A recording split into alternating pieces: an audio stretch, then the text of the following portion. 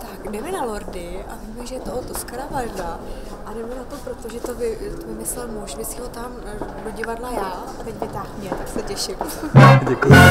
Chcete povedať, že jednoduchosť, teda predpokladám, že ste narážali na jednoduchosť mysli, teda že táto jednoduchosť mysli preturčuje ženy ku zvýšenej schopnosti priťahovať mužov? Se trumfujou, kdo z nich zbalí jako nejvošklivější.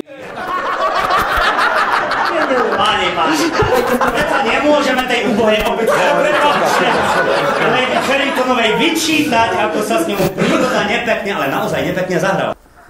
Oni si za úspěchy u žen dávají kladné a za neúspěchy záporné body. Za pány a obzvlášť nepohľadné ženy sú 2 červené body, to je celkom samozrejme. No a jedného dňa sa im jeden z nich poruší klubové pravidlá a celá tá hra sa im rozpadne.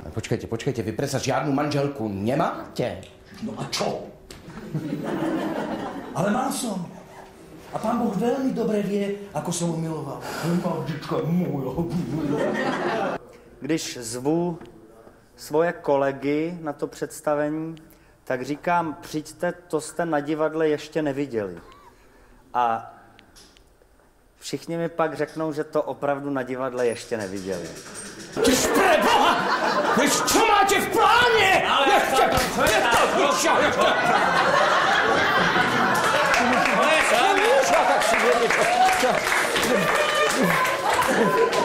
Pilates, viete, čo to je? Pičo? Nič. Prepačte, ďakujem. Pravidelně jezdíme hrát k Bolkovi Polívkovi do jeho divadla. Tedy až poté, co to Bolek viděl a řekl, že toto ano, že toto do jeho divadla patří.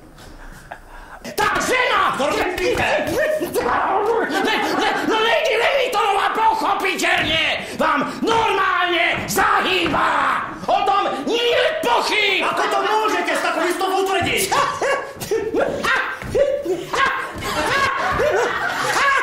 Veď je to nad slnko jasnejšie! Takový ty chvástaví pánové jsou vlastně, když to řeknu slovensky, kokoti.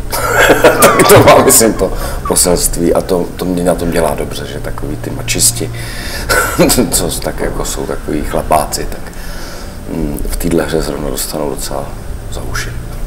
No obávám se, že jsem precenil svoje schopnosti a totálně podcenil situaci. Veru ťažké je štúdium viem, lebo na zlosti dvě mužou len, v nich sa nevyzná, to vravím vám. Ani čert sám, nežná tvár, jemný mrav, sladký hlas, v očiach úprimný belasý jas. Vlasy nech zlaté či červené farby má, preca nás mužou klamať zná. Ženy,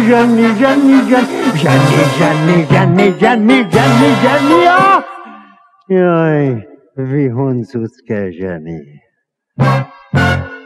Tam šampaňského tok a kankánový skok vie boskom dodať sladkosť, dá vychutnávať radosť.